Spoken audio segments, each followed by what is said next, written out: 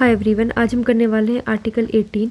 देखिए आर्टिकल 18 में क्या लिखा है। Article 18 of the constitution of India ये कहता है कि ये डील करता है with the abolition of titles के बारे में, कि कोई भी लोग टाइटल्स नहीं रखेंगे। अब क्या है, आर्टिकल 18 के 4 सब क्लॉज है। Sub clause 1, sub clause 2, sub clause 3 और सब क्लॉज 4। सब क्लॉज 1 में क्या रखा है कि no title not being a military और एकेडमिक डिस्टिंक्शन, कोई भी ऐसा टाइटल जो कि मिलिट्री और एकेडमिक डिस्टिंक्शन का नहीं है वो स्टेट के द्वारा नहीं दिया जाएगा। मिलिट्री का मतलब क्या है कि मिलिट्री में रैंक होते हैं, जैसे मेजर की रैंक, कैप्टन की रैंक, तो जो भी इंसान होगा फॉर एग्जांपल XYZ, तो उनके नाम के आगे से लगाया जाता है मेजर XYZ, कैप्टन XYZ, तो ये सारे अलाउड हैं, ये सारे स्टेट दे सकता है। वैसे ही एकेडमिक डिस्टिंक्शन का क्या मतलब है कि कोई इंसान अगर PhD की पढ़ाई कंप्लीट कर देता है तो उनके नाम के आगे से डॉक्टर लगता है। या कोई इंसान अगर MBBS करते हैं तो पहले तो वो स्टूडेंट होते हैं, लेकिन उसके बाद वो डॉक्टर बन जाते हैं तो उनके नाम के आगे से डॉक्टर XYZ लगता है। तो ये सारा स्टेट कन्फर कर सकता है। लेकिन जो हेरिडिटरी नेम्स है, जैसे कि महाराजा, राय बहादुर, राय साहब, दीवान बहादुर, ये सारे लगाना अलाउड नहीं है, क्योंकि ये सारे हेरिडिटरी टाइटल्स के अंदर आते हैं। वैसे 18 का सब क्लॉज 2 ये कहता है कि अब ये जो 18 का सब क्लॉज 2 ये सिटीजन के बारे में बात करता है। 18 का सब क्लॉज 3 किसके बारे में बात करता है, फॉरनर के बारे में कहता है। ये कहता है who is not a citizen of India.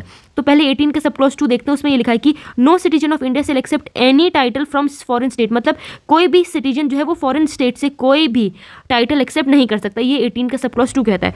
18 का सब क्लॉज 3 ये कहता है no person who is not a citizen of India, मतलब कोई भी ऐसा इंसान जो कि फॉरनर है, वो अगर वो कोई ऑफिस ऑफ प्रॉफिट होल्ड करता है इंडिया के अंदर, अगर वो कोई प्रॉफिट ऑफ ऑफिस होल्ड करता है इंडिया के अंदर, या कोई ट्रस्ट होल्ड करता है, वो भी कोई भी टाइटल फॉरेन स्टेट से एक्सेप्ट नहीं कर सकते। अगर उन्हें करना भी है तो उन्हें पहले प्रेसिडेंट की कंसेंट लेनी होगी। आर्टिकल 18 का सब क्लॉज 4 ये कहता है no person holding any office of profit, अगर कोई इंसान, नो पर्सन इसमें फॉरनर और सिटीजन दोनों आएंगे, फॉरनर और सिटीजन इसमें दोनों आएंगे। ये यहाँ पे ये कह रहा है कि नो पर्सन होल्डिंग एनी, कोई भी ऐसा इंसान जो कि ऑफिस ऑफ प्रॉफिट होल्ड करता है, कोई भी ट्रस्ट होल्ड करता है अंडर द हमारी गवर्नमेंट, वो without the consent of president, अगर कोई फॉरेन स्टेट उन्हें कोई प्रेजेंट, कोई गिफ्ट दे रहा है, कोई गिफ्ट दे रहा है, कोई इमोल्यूमेंट दे रहे हैं, कोई ऑफिस ऑफ एनी काइंड दे रहे हैं, तो पहले उन्हें प्रेसिडेंट की एक्सेप्टेंस लेनी पड़ेगी, उसके बाद ही वो ये सारी चीज़ें ले सकते हैं।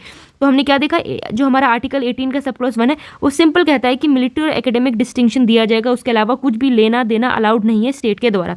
आर्टिकल 2 स्पेसिफिकली सिटीजन के ऑफ इंडिया के बारे में बात करता है। आर्टिकल 18 का सब क्लॉज 3 फॉरेनर लोगों के बारे में बात करता है। और 18 का सब क्लॉज 4 जो है वो किस बारे में बात करता है, वो दोनों ही सिटीजन और नॉन सिटीजन्स के बारे में बात करता है with regard to presents, emoluments और ऑफिस ऑफ एनी काइंड।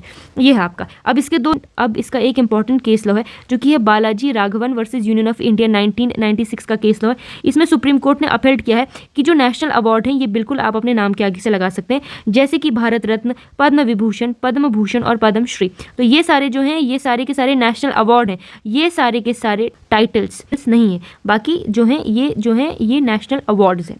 यह है आपका article 18। Thank you so much.